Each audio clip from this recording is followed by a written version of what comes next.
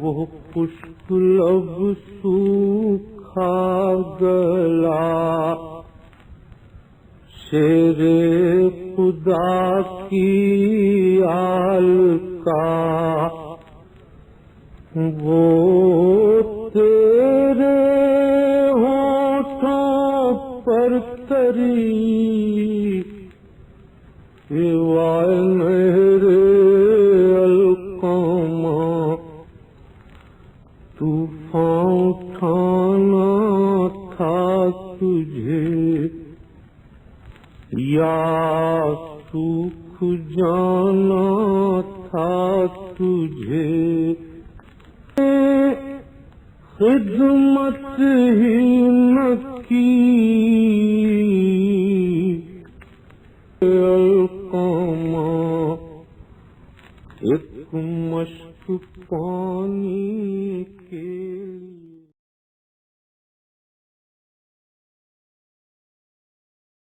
ناظرین السلام علیکم، میں ہوں شوکت عابدی. آج بھی ہم اپنے پروگرام عزاداری دین کی زندگی ہے میں عالی جناب مولانا سید صفی حیدر صاحب قبلہ جو تنظیم المکاتب کے سیکرٹری ہیں ان کے ساتھ اور اس تنظیم کے اساتذہ کے ساتھ، جس میں علی جناب ممتاز جعفر صاحب، علی جناب منور حسین صاحب، علی جناب تہذیب الحسن صاحب، علی جناب فیروز علی صاحب، علی جناب فیض عباس صاحب، ان سب کے ساتھ پروگرام کو آگے بڑھا رہے ہیں. اور آج بھی ہمارے پاس چند سوالات ہیں اور ان کو ہم اپنے مہمانوں سے دریافت کریں گے. اور ہمارا یہ پروگرام آپ جیسا کہ جانتے ہیں کہ تنظیم المکاتب کے اس حال کے اندر چل رہا ہے، اور آج بھی ہم عزاداری دین کی زندگی ہے اسی عنوان کے اوپر تبادلہ خیال شروع کرنے جا رہے ہیں. اور آج کا ہمارا پہلا سوال تنظیم کے سیکرٹری علی جناب سید صفی حیدر صاحب قبلہ سے ہے کہ کیا عزاداری کا کوئی خاص طریقہ بتایا گیا ہے، اور اگر نہیں بتایا گیا ہے تو عزاداری کے عنوان سے کیا کیا کیا جا سکتا ہے اور کیا نہیں کیا جا سکتا ہے. میں چاہوں گا کہ اس پہ آپ روشنی ڈالنے کی زحمت گوارا کریں. اللہ الرحمن الرحیم و بہ نستعین و صلی اللہ علی محمد و آلہ الطاہرین. بہت مناسب سوال ہے اور اس کانسیپٹ کو ہمارے درمیان کلیئر ہونا چاہیے. بنیادی طور پر احکام خدا سے ہماری زندگی کا کوئی ایک پہلو خالی نہیں ہے، نہ ایک لمحہ خالی ہے نہ ایک پہلو. ہر جگہ ہمارے لیے کوئی نہ کوئی حکم خدا موجود ہے. ہماری تمام زندگی کے 5 حصے ہمارے وقت کے اور کاموں کے، کچھ واجب ہیں، کچھ مستحب ہیں اچھائیوں کی قسمیں، کچھ حرام ہیں، کچھ مکروہ ہیں برائیوں کی قسمیں، اور ہمارے اعمال جو ان 4 احکام سے باہر ہیں ان کے لیے بھی حکم خدا ہے. اس کا نام ہے مباح ہونا اور جائز ہونا. تو ہماری زندگی حکم خدا سے خالی نہیں ہے. احکام خدا میں نے ابھی جیسا عرض کیا 5 قسمیں انسانی اعمال کی بنتی ہیں، لیکن اس میں مباح کو چھوڑ کے 2 برائیوں سے جڑی ہیں. اتنی بڑی برائی ہے کہ اللہ نہیں چاہتا کہ بندہ اس کا شکار ہو تو اس کو حرام قرار دیتا ہے، نقصان اٹھائے اس کا، اور اس کے انجام دینے کا نقصان سے بچانا چاہتا ہے. اگر برائی انجام دینے کا نقصان کم ہے لیکن انجام نہ دینے کا فائدہ بڑا ہے تو اسے مکروہ کر دیتا ہے. نیکیوں میں 2 قسمیں ہیں. جس نیکی کا بہت زیادہ فائدہ ہے کہ اللہ نہیں چاہتا کہ میرا بندہ اس فائدے سے محروم ہو، چاہے دنیا چاہے آخرت، چاہے ذاتی زندگی چاہے معاشرتی زندگی، اس کو واجب کر دیتا ہے، ورنہ نیکی کو مستحب کر دیتا ہے. جس سے روکتا ہے اس کا طریقہ بتانے کی ضرورت نہیں ہے، تو نہیں کرنا ہے. جس کو کرنے کے لیے کہتا ہے یعنی واجب اور مستحب، اس میں 2 طرح کے احکام ہیں اس کے. بہت بنیادی بات ہے جو عرض کرنا چاہتا ہوں، خدا کرے کہ کہہ سکوں. کچھ وہ واجبات اور مستحبات ہیں جن کو کرنے کے لیے کہتا ہے اور اس کا طریقہ بھی معین کر دیتا ہے. انہیں توقیفی کہتے ہیں. جیسے کلمات اذان ہیں، कलिमत तशहुद है, दूसरी चीज़ें हैं जो तौक़ीफ़ी हैं कि अल्लाह ने जैसे जो लफ्ज़ बता दिया है उसको बस उतना ही रखना है, इसमें रद्दोबदल नहीं करना। नमाज का उसने तरीक़ा बता दिया, 1 रुकू 2 सजदे मसलन। अब हमारा मूड अच्छा है तो हम 3 सजदे नहीं कर सकते, कोई तब्दीली नहीं कर सकते अगर अल्लाह की तरफ से तरीक़ा मुअय्यन है, चाहे वाजिब हो चाहे मुस्तहब हो। हज वाजिब का तरीक़ा भी मुअय्यन है, उम्र मुस्तहब्बा का तरीक़ा भी मुअय्यन है। हम कहें तो मुस्तहब है, जैसे चाहे कर लेना, अगर उसने तरीक़ा मुअय्यन कर दिया तो वही करना जो उसने बताया है। लेकिन बड़ी तादाद नेकियों की वो है, चाहे वाजिबात हो चाहे मुस्तहब्बात हो, जिसमें अल्लाह ने तरीक़ा नहीं मुअय्यन किया, सिर्फ हुक्म दिया तुम्हें ये करना है। और शऊर मोमिन, बसीरत मोमिन, मारिफत मोमिन पर भरोसा करते हमारे ज़ौक़ ईमानी के हवाले किया है। मैंने, माफ़ कीजिएगा, मैंने सवाल इसलिए किया जी। कि एक अजीब किस्म की वबा फैली हुई है कि अज़ादारी जो 255 साल तक थी, यानी जो इमाम ने किया है उस तरीके से अज़ादारी करो। अगर इसको सामने रखा जाता है तो फिर ना इमाम बारगाह थी, ना जुलूस थे, ना अलम थे, ना ताबूत थे। तो इस तरह से कहकर अज़ादारी के ऊपर जो एक तरह से हमले किए जा रहे हैं कि साहब जो तरीका आइम्मा का है उसी तरह से अज़ादारी करो। मैं इस सिलसिले में अर्ज़ करूँगा जी जी कि पहली बात तो यह है कि जब मैं अपनी बात को वहीं से जोड़ता हूँ जी जी कि अगर अल्लाह ने तरीक़ा मुअय्यन नहीं किया है तो फिर उसने हमारे हवाले किया है मोमिन के। जी जी अब मोमिन को जब हुक्म दिया जाए तुम्हें यह करना और नहीं बताता कैसे करें, तो हम कहाँ से सीखेंगे? पहले तो देखेंगे कि अगर हमसे बेहतर लोगों ने उसका कोई इसी काम को किया हो तो कैसे किया, उनसे सीखेंगे। बेहतर लोगों में हमें उलमा, फुक़हा, मराजे, अहले फ़िक्र, दीनदार, मुतदय्यिन लोग मिलेंगे कि मसलन माँ बाप को खुश रखो का हुक्म है, उनको राज़ी रखो, लेकिन उनके लिए क्या तरीक़ा अपनाओ इसका हुक्म नहीं है कोई। नहीं, अब बताइए, अब इस तरह से तो जिस तरह से हिंदुस्तान के अंदर अज़ादारी की जा रही है, कंधे के ऊपर ताजिया रखा गया, 10 मुहर्रम को फूल दफन। अब अगर इसकी कोई मिसाल और इसको अगर रोका जाएगा कि साहब की, तो नहीं, मैं नहीं आप कर रहा मुझे हूं। अपनी बात मैं आज तो सवाल करने दीजिए, आपका सवाल सवाल क्लियर है, इसलिए कर रहा हूं कि इसको क्लियर होना आपका बहुत क्लियर है जरूरी सवाल, बात मुझे के थोड़ा लिए। मौका दें। जी जी तरीक़ा मुअय्यन नहीं है कि मिसाल मुझे देने दीजिए। मसलन वो कहता है पड़ोसी का ख्याल रखो, पड़ोसी ख्याल रखने के लिए थोड़ी कहता है रोज़ाना चाय पिलाओ, ये नहीं कहता है कि उसको खाना भिजवाओ, उसको मिठाई खिलाओ, हमारे शऊर पे छोड़ा। तो अब हम जब तरीक़ा मुअय्यन नहीं होगा तो हम अपना तरीक़ा मुअय्यन करना चलेंगे तो हम दुनिया का हर काम देखते हैं कि अच्छे लोगों ने, खुशसलीका लोगों ने, बाखबर लोगों ने इस काम को कैसे किया, उसको अपनाएं, हम आइडियल बनाते हैं। तो जब उस पर चलेंगे तो पीछे जाके ढूंढेंगे मासूमीन ने अज़ादारी कैसे की। जो मासूमीन ने किया है वो तो ज़रूर करेंगे, लेकिन उसी पे हम रुक जाएंगे, इसकी हमें चाहिए दलील। जब अल्लाह ने शरीयत से कोई तरीक़ा मुअय्यन नहीं किया कि अज़ादारी ऐसे करो, ऐसे मजलिस करो, ऐसे मातम करो, ऐसे जुलूस, कुछ नहीं कहा, बस हुक्म जो सिमट के आता है वो हुसैन के ऊपर याद करना, उन पर गिरिया करना और उनके याद के मुख्तलिफ तरीक़े, उनको याद करने का हुक्म है। हत्ता कि शरीयत में अल्लाह ने इंतज़ाम किया है, तमाम अज़ादारी में हम लोग बात कर रहे थे, किसी भी शहीद को इस तरह ज़िंदगी के हर लम्हे में याद रखने का इंतज़ाम नहीं हुआ जैसे हुसैन के लिए हुआ है। इसलिए कि हुक्म दिया गया कि जब भी पानी पियो ठंडा तो हुसैन को याद करो। क्या बात है, किसी के लिए ऐसा हुक्म नहीं है हुसैन को दिन में न भूलो, जितनी बार पानी पियो। कितनी आम सी बात है वो। तो हुसैन याद रहेंगे तो करबला याद रहेगी, करबला याद रहेगी तो दीन याद रहेगा। तो तरीक़ा जब मुअय्यन नहीं है तो बेहतरीन तरीक़े बेहतरीन लोगों से सीखेंगे। अब जहां हम हैं और हमारा माहौल है और हालात हैं तो हम पीछे की हर चीज़ रिपीट भी नहीं करेंगे। हो सकता है उस वक्त का वो तकाजा हो, आज का तकाजा बदल गया हो। कल लोगों तक पैगाम पहुंचाने के तरीके ढोल और ताशा थे, अब हम कहें कि नहीं साहब वो तो ढोल ताशा ही होना चाहिए, तो ये शरीयत से नाजिल नहीं हुआ है। उस दौर की का बेहतरीन जरिया वो था, उस दौर के बाशऊर लोगों ने उसे अपनाया, आज कोई भी जरिया उसका हो सकता है। दूसरी बात, तीसरी बात यह कि जब शरीयत मेरे लिए हुक्म दे तुम्हें ये करना है लेकिन ये ना बताया कि इसे करना है, तो मुझे एक चीज का पहले नंबर पे ख्याल रखना होगा कि मैं उस हुक्म खुदा पर अमल करूं, मगर हराम के जरिए नहीं। क्या बात है। मुझे कहता भूखा कोई पड़ोसी हो तो उसे खाना खिलाओ, फकीर को खाना खिलाओ, अब मैं जेब काटूं किसी की और जाके भूखे को खिलाओ, इसकी इजाजत नहीं है। रोमी ने बहुत अच्छी बातचीत कही है कि اگر آپ کھانا کھا رہے ہیں، ایک کوئی بہت بڑا بادشاہ کھانا کھا رہا ہے اور اس کا چمچ اگر اس کے برتن سے ٹکرا رہا ہے اور اس کی آواز اس بھوکے تک جا رہی ہے تو یہ موسیقی حرام ہے. اس کے مطلب اس آواز کو بھی روکا گیا. انسان کا دل نہ دکھے، یہ اسلام کی وہ اسلام کی پالیسی ہے کہ جہاں کسی کا دل آپ سے نہ دکھے.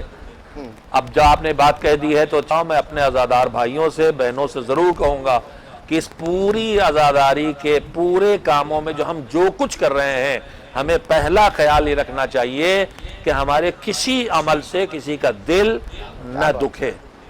نہ میرے مجلس رکھنے سے، نہ میرے لاؤڈ اسپیکر لگانے سے میں اس بات کا خیال رکھوں کہ کسی کا دل نہ دکھاؤں.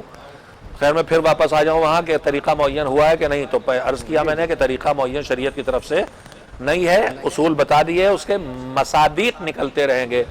اب عزاداری کون چیز کہلائے گی؟ دنیا کا ہر کام عزاداری نہیں بن سکتا. عزاداری کا مطلب ہے جو وہ کام، وہ عمل. عزا کس کو کہتے ہیں؟ عزاداری تو ہم اردو میں بولتے ہیں اور فارسی میں لفظ میں عزا. عزا یہ ہے کہ کسی کی مصیبت یا بالخصوص موت پر ایسا کچھ انسان کرے جس سے اس کا غمزدہ ہونا اور مصیبت زدہ ہونا محسوس ہو. میں بیٹھ کر رو رہا ہوں تو آپ فوراً دیکھیں کوئی مصیبت اس پہ پڑی ہے. میں تیز دوڑا جا رہا ہوں تو لگے گا کہ کچھ نہ کچھ بات ہے. تو ہر وہ کام جو میں کروں اور جو دیکھنے والے مجھے نہیں جانتے میں کون ہوں، ایک انسان ہے بس، اور وہ دیکھ کے محسوس کریں کہ میں مصیبت کا شکار ہو کے یہ کر رہا ہوں، وہ عذاب بن جائے گی.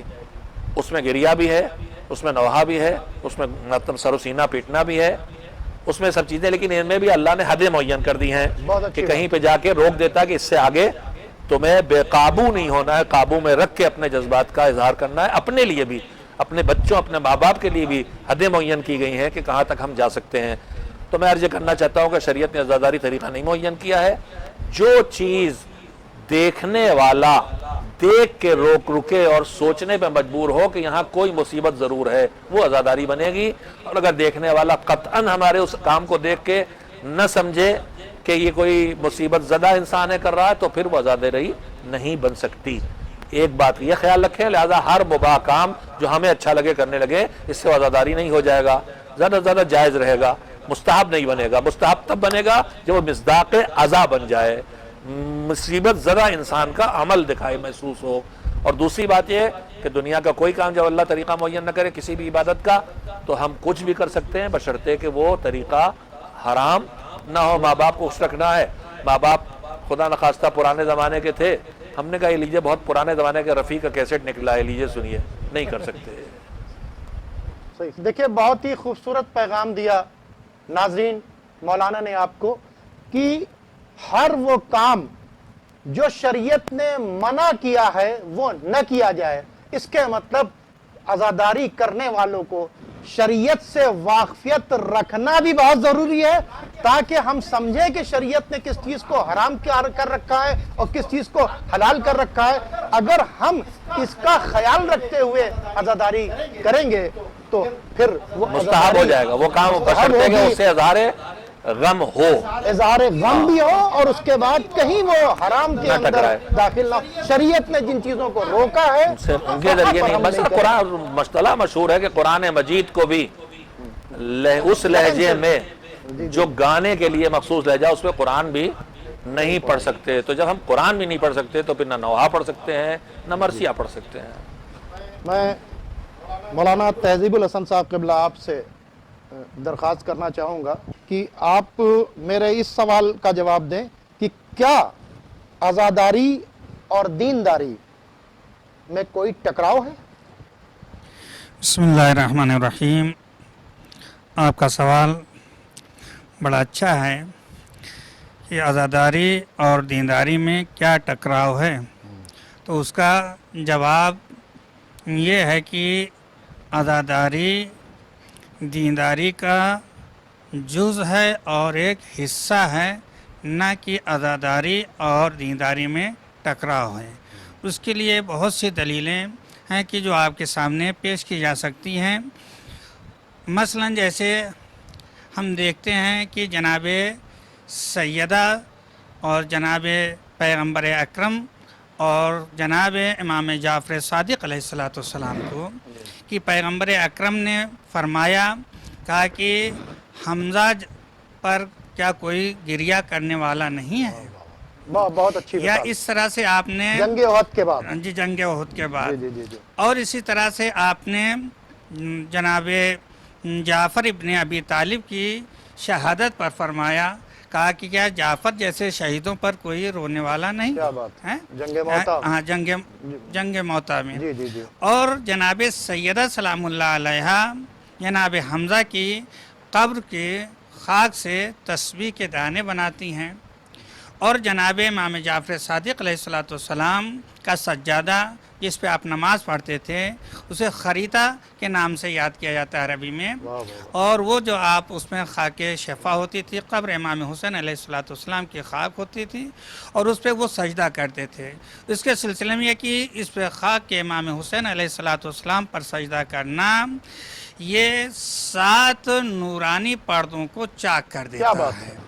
वाह तो वाह। ये खुद आइम्मा का हमारा राबिता देना और पैगंबर का इस तरह से बयान करना खुद अज़ादारी को बयान कर रहा है। और दीनदारी क्या है, दीन क्या है? जो पैगंबर बताएं, जो आइम्मा बताएं, वही दीन है, और उसी को अपनाने को दीनदारी कहा जाता है। अब उसके बाद आप इसके अलावा भी देखिए, ख़ास तौर से अज़ादारी जो मोरिद नज़र और मोरिद महबूब है और जिसको हम और आप करते हैं, वो इमाम हुसैन अलैहिस्सलाम की अज़ादारी, सैयदुश्शुहदा इमाम हुसैन अलैहिस्सलाम की अज़ादारी। और इमाम हुसैन की अज़ादारी क्यों, या ये तस्वीर जनाब सैयदा ने क्यों बनाई, इससे ये पता चलता है कि हमारा राबिता शुहदा से रहे, वाह वाह। बुए शोहदा हमारे मशाम में आती रहे, वाह वाह वाह। ताकि हम जिंदा रहें जैसे वो जिंदा हैं। उनकी फ़िक्र हमारे दिलो दिमाग में हमेशा रहे कि उन्होंने किस लिए कुर्बानी दी है। बहुत अच्छी बात। इमाम हुसैन अलैहिस्सलाम की ये अज़ादारी भी इसी तरह से है कि जैसे ही हम इमाम हुसैन की अज़ादारी करते हैं, इमाम हुसैन को याद करते हैं, तो आप देखिए ज़ियारत जब पढ़ते हैं, ये भी एक अज़ादारी का हिस्सा है। क्या बात है। वाह वाह। जैसे ही ज़ियारत पढ़ते हैं तो सबसे पहले हमें आदम याद आते हैं, नूह याद आते हैं, अंबिया याद आते हैं, और सिर्फ अंबिया ही नहीं ज़ियारत इमाम बल्कि हुसैन पढ़ रहे हैं जी, और सारे अंबिया को। सारे अंबिया याद आ रहे हैं। और सिर्फ अंबिया ही नहीं याद आ रहे हैं, जो मज़ाहिर दीन है वो भी याद आ रहे बहुत अच्छी हैं। बात क़द है। अक़मत सलाता व आतैत ज़काता व अमरत बिल मारूफ व नहैत अनिल बहुत मुनकर। अच्छी। जैसे ही इमाम हुसैन अलैहिस्सलाम को देखा हमने, फ़ौरन ही वो मज़ाहिर दीन भी हमारे सामने आ गए। तो इस एतबार से अज़ादारी जो है में और दीनदारी में टकराव नहीं है, बल्कि अज़ादारी दीनदारी का एक हिस्सा है। नाज़रीन, जनाब तहज़ीबुल हसन साहब ने बहुत ही अच्छा जवाब दिया। अब मैं, चूँकि दामन वक्त में गुंजाइश कम है, मैं मौलाना तहजीब साहब ने जो बहुत अच्छी बातें की उन्हें समेट के फिर से कहना चाहता हूँ, मुझे इजाज़त देंगे। 2 बातें उन्होंने कही हैं। पहली बात यह कि आज़ादारी और दीनदारी में कोई टकराव नहीं है, बल्कि आज़ादारी जुज़्व दीनदारी है। और दूसरी बात यह कही है कि आज़ादारी दीनदारी से लड़ती नहीं है, आज़ादारी दीनदारी की तरफ ले जाती है। ज़ियारत जो आज़ादारी का एक हिस्सा है, उसमें अकायद भी याद दिला देती है ये आज़ादारी, और आमाल तक भी पहुंचा देती है। नमाज की गवाही भी दिलवा देती है, और शहादत के तज़किरे को भी कर देती है, और मारूफ नही मुनकर तक पहुंचा देती है। तो आज़ादारी दीनदारी तक पहुंचाती है। और ज़ियारत पढ़ते ही हुक्म होता है कि नमाज पढ़ो। और मैंने बुज़ुर्गों से एक बात सुनी थी कि हर वक्त हुसैन को और अइम्मा को याद करना मुस्ताहब, और उनकी ज़ियारत जब याद आ जाए, एक का यहाँ भी मैं अर्ज़ करूँगा कि जो ताकीद हुसैन के याद करने की है, उतनी ताकीद किसी और याद, जब अबू अब्दुल्ला की याद आए तो करबला का रुख करके एक बार अस्सलामु अलैका या अबा अब्दुल्ला कहो। ये खुसूसियत से हुक्म है, जो इतनी ताकीद मुझे और कहीं नहीं मिली। जब याद आए तो उनको याद कर डालो। लेकिन मुस्तहब को जब वक्त मुअय्यन न हो, तो हमारे बुजुर्गों ने कि हमसे न छूटे कुछ तरीके निकाले। उसमें से बाद मुस्तहबात जिनका वक्त मुअय्यन नहीं था, उन्होंने अपने लिए मुस्तहब जोड़ लिया किसी वाजिब से ताकि न छूटे। जैसे ज़ियारत हुसैन, सलाम बर हुसैन, ये मुस्तहब है मुतलक, जब चाहे करे। लेकिन हमारे बुजुर्गों ने, शायद सीरत मुतशर्रिया रही होगी पीछे से, कि नमाज के बाद हुसैन की ज़ियारत ज़रूर करेंगे। اب اگر نماز کے بعد اللہ کا فریضہ ادا کریں گے تو حسین کی زیارت کریں گے تو اللہ کی نماز، یہ مشترکہ اعلان ہے۔ امام زین العابدین علیہ السلام کی حیات طیبہ میں یہ ملتا ہے کہ جیسے ہی وضو کے لیے پانی آتا تھا گریا آپ کرتے تھے، گریا کرتے تھے، عزاداری دین کو کرتے تھے، عزاداری سے جوڑا، اور اس کے عزاداری بعد کو پھر دینداری وہ سے جوڑا، نماز ادا کرتے تھے، نماز پھر پڑھتے گریا تھے۔ کرتے تھے۔ میں جملہ کہنا چاہتا تھا کہ عزاداری اور دینداری کا رشتہ دیکھیے، نماز کے بعد زیارت اور زیارت کے بعد نماز مشترکہ اعلان ہے۔ معصوم کا اعلان ہے کہ ہمیں سلام کرو گے، ہمارے مالک کو سجدہ نہیں کرو گے تو تمہارا سلام قبول نہیں، اور اللہ کا اعلان ہے کہ ہمیں سجدہ کرو گے اور ہمارے ان بندوں کو سلام نہیں کرو گے تو تمہارا سجدہ قبول نہیں ہے۔ اور میں یہی دوسری جملہ کہنا چاہتا ہوں کہ عزاداری جزو دینداری ہے۔ حضرت زہرا نے جناب حمزہ کی قبر کی تسبیح، مٹی کی تسبیح بنا کے اس پر دینداری کی راہ پہ چل کے تسبیح خدا کر کے بتا دیا کہ عزاداری اور دینداری ساتھ ساتھ چلتے ہیں۔ اور سید سجاد نے خاک شفا کو، تربت کو سجدگاہ بنا کے بتا دیا کہ عزاداری اور دینداری ساتھ ساتھ چلتے ہیں، نماز اور یاد حسین ساتھ ساتھ چلتے ہیں، ٹکراتے۔ بہت اچھا پیغام دیا ہے ہمارے ناظرین جو لوگ سن رہے ہیں، خدا کے لیے عزاداری کو نماز سے اور نماز کو عزاداری سے مت ٹکراؤ، یہ دونوں ہمارے لیے ضروری ہیں، یہ دونوں ہماری آنکھیں ہیں۔ ایک آنکھ اگر نہیں ہوتی ہے تو پھر چہرہ اچھا نہیں لگتا ہے، تو ہم کو چاہیے کہ ہم واجبات اور عزاداری دونوں کو لے کر آگے بڑھیں۔ اب میں جناب فیروز علی صاحب قبلہ آپ سے درخواست کروں گا کہ دینداری میں عزاداری کا کیا رول ہے؟ ہم جو جس بات کو بیان کرنا چاہتے ہیں اس سوال کے جواب میں، وہ یہ ہے کہ دینداری کہتے کسے ہیں؟ بہت اچھی بات ہے۔ جی، سوال ہے کہ دینداری خود کیا ہے؟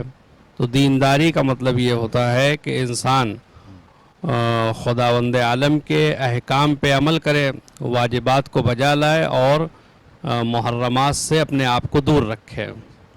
جی، کم سے کم یہ ہے کہ ان کو فرائض کو بجا لائے اور محرمات سے اپنے آپ کو، خداوند عالم جن چیزوں کو حرام قرار دیا ہے ان سے اپنے آپ کو بچائے۔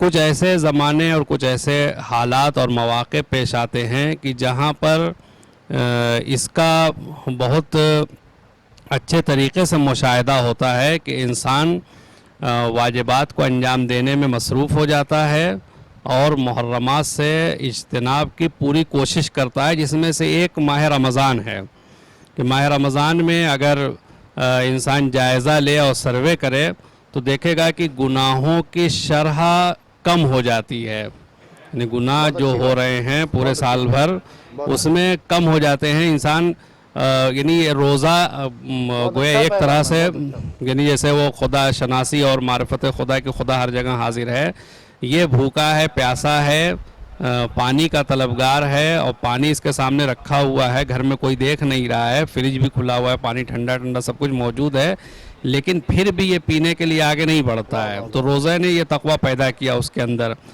کچھ ایسی ہی صورتحال پیدا ہوتی ہے ماہ محرم میں، ایام اعضاء میں، کہ جب ہم دیکھتے ہیں کہ ہمارے سماج اور معاشرے میں بہت سی چیزیں جو ماہ محرم سے پہلے رائج تھیں اور لوگ اس کو انجام دے رہے تھے، اب اس سے وہ اجتناب کرتے ہیں، اس سے بچتے ہیں۔ اس کا مطلب یہ ہوا کہ ماہ محرم جو کہ امام حسین علیہ السلام کی عزاداری کا مہینہ ہے، ہم شعوری یا لاشعوری طور پر، شعوری یا لاشعوری طور پر اپنے آپ کو ان چیزوں سے دور رکھنا چاہتے ہیں جو امام کو پسند نہیں ہے۔ امام اسے ناپسند کرتے ہیں، اس لیے کہ ہم نے اپنے گھروں کو سجا رکھا ہے، اپنے عزاخانوں کو آباد کر دیا ہے، اور وہ چیزیں جو ایک سوگواری کی علامتیں ہوتی ہیں اور ضروریات ہوتی ہیں ان سے بھی ہم نے ان کو بھی بجا لائیں۔ جیسے عورتیں، ہمارے خواتین ہوتی ہیں، وہ چوڑیاں توڑ لیتی ہیں یا اس طرح کا اور کوئی زیور آلات جو ہوتے ہیں اسے اتار دیتی ہیں اور نئے کپڑے نہیں پہنتی ہیں، جی، سوگ ظاہر کرنے کے لیے۔ تو اور گھروں میں اسی طرح سے جو چیزیں بج رہی تھیں جو ناجائز اور پروردگار کی نظر میں مکروہ اور ناپسندیدہ آوازیں تھیں وہ بھی بند ہو جاتی ہیں۔ اب وہ ٹی وی اور وہ چیزیں جس سے غلط پیغام اور غلط چیزیں بج رہی تھیں، وہیں نوحے اور مجلس اور دیگر چیزیں جو ہے نشر ہونے لگتی ہیں۔ اس کا مطلب یہ ہے کہ عزاداری جب آتی ہے تو اپنے ساتھ ان बरकतों और दीनदारी को लेकर आती है। जी, दीनदारी को लेकर आती है। जी, मैंने अभी इनसे इस्तेफादा किया है। माह मुबारक रमज़ान में नेकियों की फेहरिस्त गिनाई, उसके बाद मौला अली ने जब पूछा कि इन रमज़ान में सबसे अच्छा क्या है, तो हुजूर ने फरमाया कि सबसे अच्छा ये है, अपना कोई किसी अमल खैर का जिक्र नहीं किया, का गुनाह मासियत परवरदिगार न करो। इस तरह के और भी फ़िक्रे हैं कि अपने रोज़े को पेट की भूख और प्यास न बनाओ, ज़बान भी रोज़ा आंखें भी रोज़ा हो। यानी हमारे हादियों ने, अहकाम खुदा ने हमसे गुनाह से बचने के लिए कहा रमज़ान में अलग से, साल भर तो कही था, रमज़ान में अलग से हुक्म दिया, इसलिए हम तवज्जो खुसूसी देते हैं।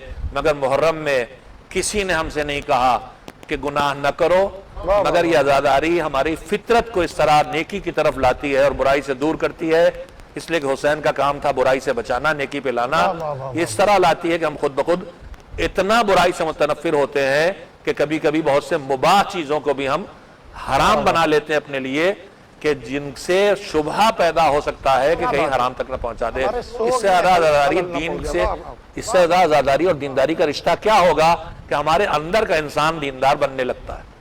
बहुत अच्छा हम पैगाम अपनी दिया बात कि- को ज़रा सा मुकम्मल जी, कर जी, लें। जी, जी, जी। इमाम हुसैन अलैहिस्सलाम को अगर हम अपने घर बुलाना चाहते हैं, जो खुद साहिब खाना हैं, तो हम अपने घरों को, अपने दिलों को इस तरह से पाक करें कि अब ये सिर्फ 2 महीना 8 दिन हमारे घर में मेहमान न रहें या साहिब खाना बन के न रहें, बल्कि ज़िंदगी भर रहें। तो हमें अपने घरों को साल भर ऐसे ही बनाए रखना चाहिए। तो इमाम हुसैन अलैहिस्सलाम उसमें रहेंगे और फिर उसके बाद फिर वो जो शेर पढ़ा जाता है, हम उसको किसी भी उन्वान से सही नहीं मानते हैं कि रहे जो अगले बरस हम, तो फिर ये गम है जो चल बसे तो ये अपना सलाम आखिर है। ये जो है हमारे लिए आज़ादारी हर वक्त आज़ादारी होनी चाहिए। मुसलसल है। बहुत फिर अच्छा वो- पैगाम, बहुत अच्छा पैगाम। अगर विदा भी पढ़ते हैं तो क्यों पढ़ते हैं? क्या हम इमाम हुसैन अलैहिस्सलाम कह रहे हैं कि हम जा रहे हैं? जब वो नहीं कह रहे हैं तो हम क्यों विदा किए दे रहे हैं? हुसैन आ गए हैं तो अब यहीं रहने दो उनको।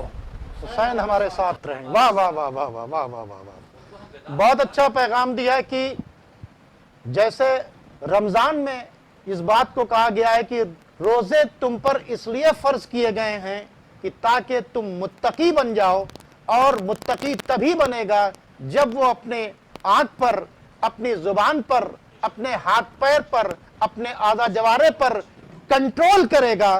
तो अब इमामुल मुत्तकीन के बेटे की शहादत है, और तुम्हारे पास सबसे ज्यादा तकवा होना चाहिए, और मुहर्रम में बढ़ चढ़कर इतने मुत्तकी बन जाएं कि लोग ये कहें कि ये इमाम हुसैन के चाहने वाले हैं, ये अज़ादार है, और अज़ादारी हमें तकवे की दावत देती है। क्योंकि वक्त कम है, जनाब फैज़ अब्बास साहब, आपसे गुजारिश करूंगा कि अज़ादार और अज़ादारों को क्या करना चाहिए, क्या नहीं करना चाहिए, मैं चाहूंगा इस पर आप रोशनी डालिए। देखिए, अलग से बात, अज़ादार और अज़ादारों को बिस्मिल्लाहिर्रहमानिर्रहीम। देखिए, ये आपने 2 सवाल यहाँ पे किए हैं कि एक इनफरादी सूरत में अज़ादार की क्या जिम्मेदारी है, और इज्तिमाई सूरत में जब वो कई अज़ादार जमा हो जाते हैं तो उन सब की मिल के क्या जिम्मेदारी है।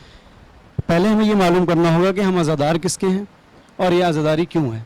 तो हर एक का जवाब ये होगा कि हम अज़ादार इमाम हुसैन हैं, करबला वालों के अज़ादार हैं, और ये अज़ादारी इसलिए है ताकि उनकी याद बरकरार रहे।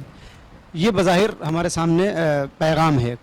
तो अब देखना ये होगा कि जिस इमाम हुसैन के हम अज़ादार हैं, उन्होंने ये क़ुरबानियाँ दी क्यों हैं, किस मकसद के तहत वो करबला में आए, किस मकसद के तहत उन्होंने क़ुरबानियाँ दी, और क्या ये बग़ैर क़ुरबानी के उस मकसद को हासिल नहीं किया जा सकता था कि जो इमाम हुसैन ने क़ुरबानी दी, यानी अगर वो क़ुरबान ना होते तो क्या वो मकसद हासिल नहीं होता।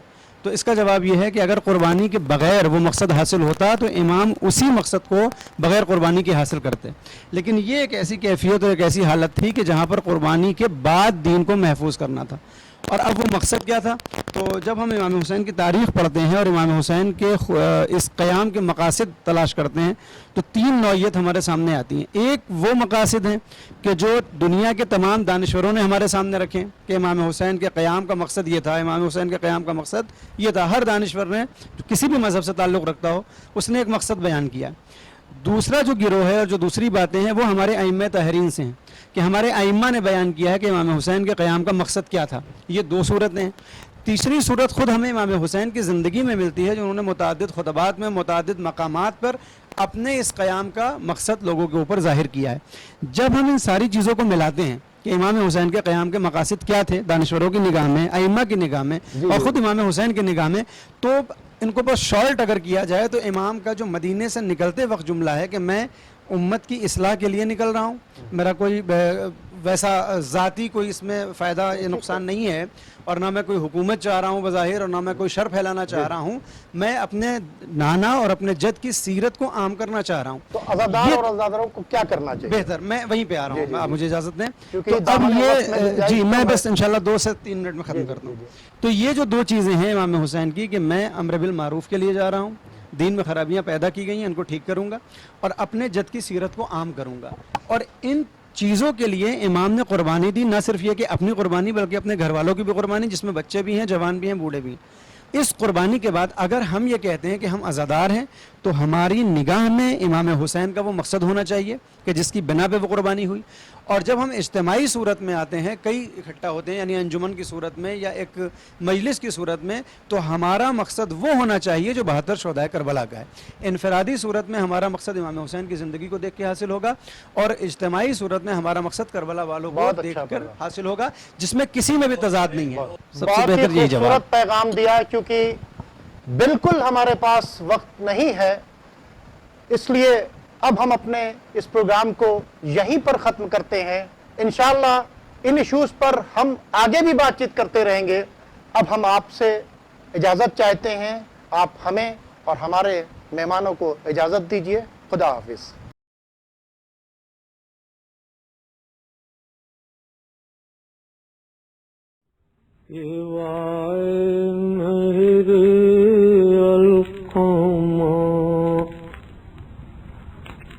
اٹھتی